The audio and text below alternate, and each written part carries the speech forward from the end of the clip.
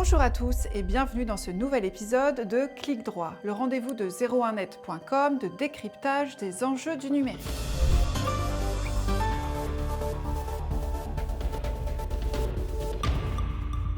Pour cet épisode, j'ai décidé de m'attaquer à un monument, vous raconter la guerre des semi-conducteurs entre la Chine et les États-Unis. C'est une guerre qui court officiellement depuis octobre 2022 et qui a abouti tout récemment à un décret pris par Joe Biden juste avant qu'il ne laisse sa place à Donald Trump.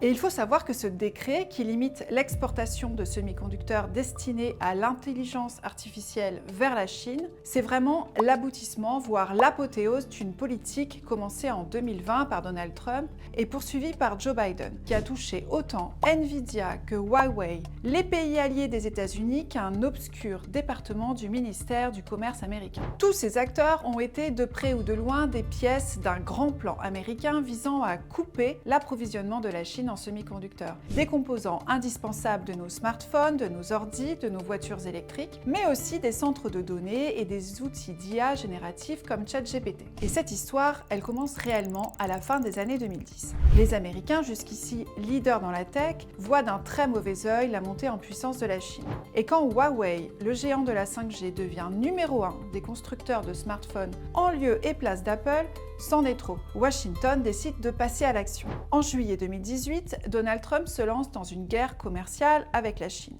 Il vocifère des menaces, il augmente les droits de douane, il place Huawei sur liste noire. Mais en janvier 2021, lorsque Joe Biden arrive au pouvoir, on se creuse les méninges à la Maison-Blanche pour savoir comment taper fort l'économie chinoise et comment réellement ralentir, voire inverser le développement technologique de la Chine. Chez les hauts fonctionnaires de Biden va alors germer une idée qui va s'avérer redoutable pour l'économie chinoise et qui va se dérouler en deux phases. Dans un premier temps, on va taper à la porte du BIS, le Bureau de l'Industrie et de la Sécurité des États-Unis, un département du ministère du Commerce américain, pour qu'il réactive et élargisse les règles américaines aux exportations. Alors, qu'est-ce que c'est que ces règles? Ce sont des réglementations qui existent dans tous les pays du monde et qui encadrent très strictement les ventes d'armes ou tout ce qui a trait aux militaires. En gros, à chaque fois qu'une société américaine souhaite vendre à une entité étrangère, disons un tank, ou un produit très sensible made in USA, il faut demander une autorisation, une licence à ce fameux BIS. Et la licence sera systématiquement refusée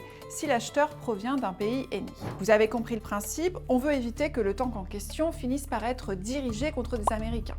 Donc le 7 octobre 2022, on a le BIS qui publie en toute discrétion une mise à jour de la loi sur les exportations américaines. Et pour la première fois, on cible un pays, la Chine, et de nouveaux produits, les semi-conducteurs de dernière génération. En pratique, ça voulait dire qu'on ordonnait pour la première fois aux sociétés américaines comme Nvidia et Intel de ne plus vendre leurs puces électroniques à des sociétés chinoises. Déjà, niveau diplomatique et commercial, c'était une mini-bombe.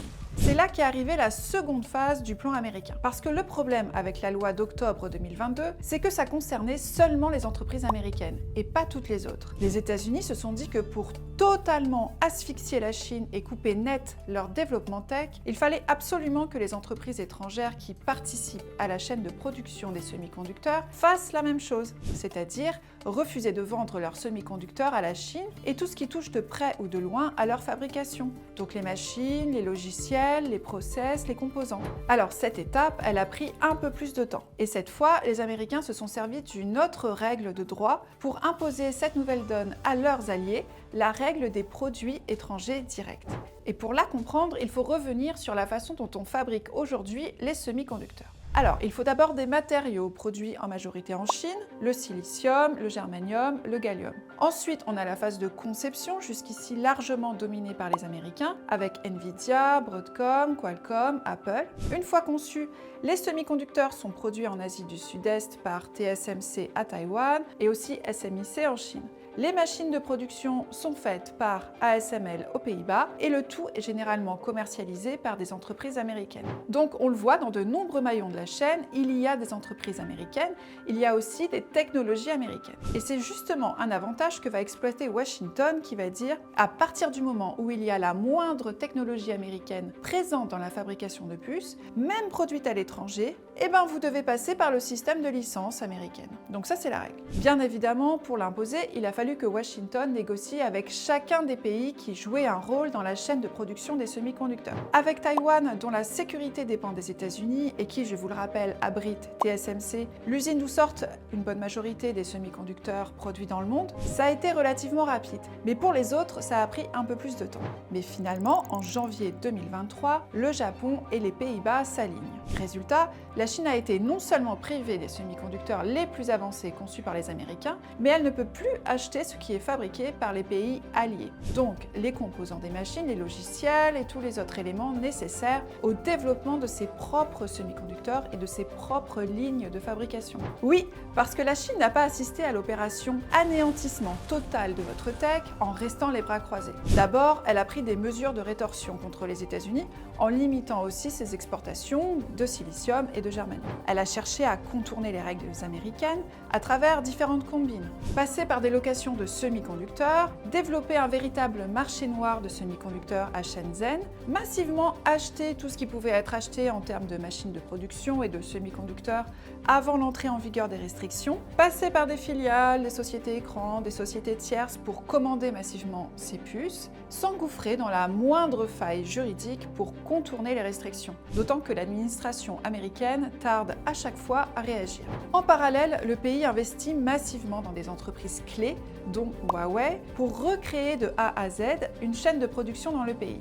Et le résultat, c'est qu'elle est aujourd'hui capable de fabriquer des semi-conducteurs de 7 nanomètres, voire de 5 nanomètres. Et selon des sources du Financial Times, le temps serait compté. Car malgré les 4 vagues de restrictions américaines, la Chine a quand même réussi. Aujourd'hui, Pékin n'aurait plus qu'un retard de 6 à 18 mois par rapport aux États-Unis. Et pour Washington, il faut arrêter à tout prix le rouleau compresseur chinois. Ce qui explique le décret de janvier 2025 de Joe Biden, qui marque un tournant dans les restrictions américaines, puisque les États-Unis, qui jusqu'ici négociaient les accords avec des pays alliés, ont carrément divisé le monde en 3, avec des pays amis qui n'ont pas besoin d'autorisation pour importer, donc pour acheter des semi-conducteurs destinés à l'intelligence artificielle, des pays soumis à autorisation et des pays interdits, comme bien sûr la Chine. Pour de nombreux experts, le grand plan américain de destruction de la tech chinoise pourrait bien être autodestructif. La Chine a été obligée de mettre vraiment le paquet pour devenir autosuffisante. Et elle serait bien en passe d'y parvenir. À moins que Donald Trump ne décide d'en faire son nouveau cheval de bataille, et là, tout reste possible. Si cet épisode vous a plu, n'hésitez pas à partager cette vidéo et à laisser des commentaires. Je vous dis à très bientôt!